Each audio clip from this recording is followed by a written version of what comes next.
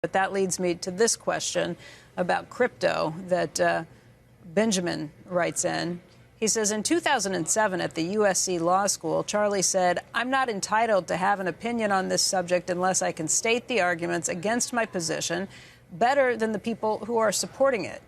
The question is, does this also apply to your Wall Street Journal article on banning cryptocurrencies? And if yes, would you care to share the arguments against your position? Well, I don't think there are good arguments against my position. I think the people that oppose my position are idiots.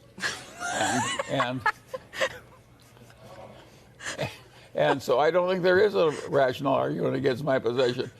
This is an incredible thing. Naturally, people like to run gambling casinos where other people lose.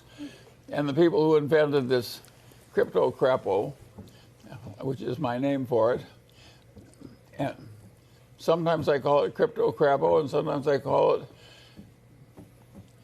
well, crypto shit. And it's just ridiculous that anybody would buy this stuff. And it isn't. You can think of hardly nothing on earth that has done more good to the human race than currency, national currencies. They were absolutely required to turn man from a goddamn successful ape into modern successful humans in human civilization. Because it enabled all these convenient exchanges. So if somebody says, I'm going to create something that sort of replaces the national currency, it's like saying I'm going to replace the national air. You know, it's asinine. It isn't even slightly stupid. It's massively stupid. And of course, it's very dangerous. And of course, the governments were totally wrong to permit it. And of course, I'm not proud of my country for allowing this crap, what I call the crypto shit, it's worthless, it's no good, it's crazy, it'll do nothing but harm, it's antisocial to allow it. And the guy who made the correct decision on this is the Chinese leader. The Chinese leader took one look at crypto shit and he says, not in my China. And boom, oh, well, there isn't any crypto shit in China. He's right and we're wrong. Well, and there is no good argument on the other side. I can't supply it.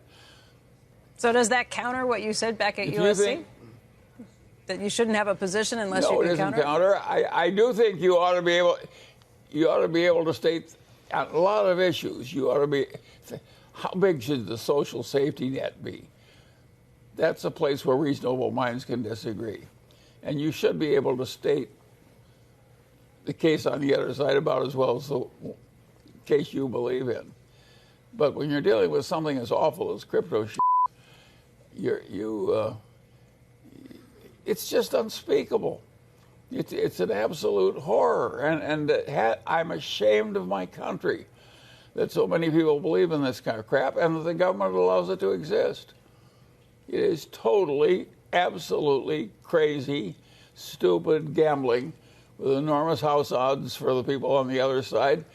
And they cheat in addition to cheating in the betting. And it's just crazy. So that is something, there's only one correct answer for intelligent people there. You just totally avoid it. And avoid all the people that are promoting it. How do you feel about the gambling that took place at the Super Bowl and surrounding that and the legalized gambling taking place in this country at this point? Well, it's not as bad as crypto shit. I don't think there's much harm in betting a modest amount you can afford on a Super Bowl game. That strikes me as pretty, particularly if you do it with a friend and not with a bookie.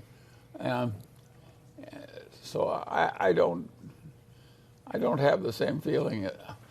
I obviously don't think you should have a gambling compulsion to run around betting against odds. If you take all the money that I have bet against odds in my whole life, I don't think it's more than a few $1,000s.